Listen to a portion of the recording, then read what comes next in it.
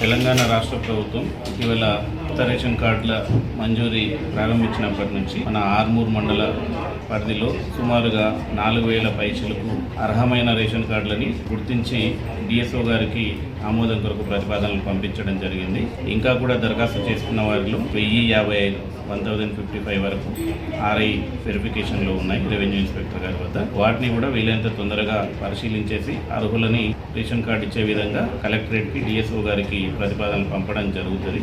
ప్రజలకు ఇంకొక ముఖ్యమైన గమనిక ఏంటంటే ఈ రేషన్ కార్డుల జారీ అనేది నిరంతర ప్రక్రియ. తుది గడువు అని చెప్పేసి అపోహకు గురై ఒకేసారి పెద్ద ఎత్తున క్రౌడ్ లాగా రావడం అనేది అధికారులకు కూడా ఇబ్బందిగా ఉంటుంది కాబట్టి గమనించాల్సిందిగా కోరుతున్నా. అదేవిధంగా ఈ రేషన్ కార్డులు ఇప్పిస్తామని చెప్పేసి ఎవరైనా దళారులు మధ్యవర్తులు మిమ్మల్ని ఏదైనా అక్రమ వసూళ్లకు పాల్పడ్డట్టయితే తక్షణమే అట్లాంటి వ్యక్తులపైన కంప్లైంట్ చేయాల్సిందిగా కోరుతున్నాం. అట్లాంటి వ్యక్తుల్ని కఠినంగా శిక్షించడం జరుగుతుంది చట్టపరంగా.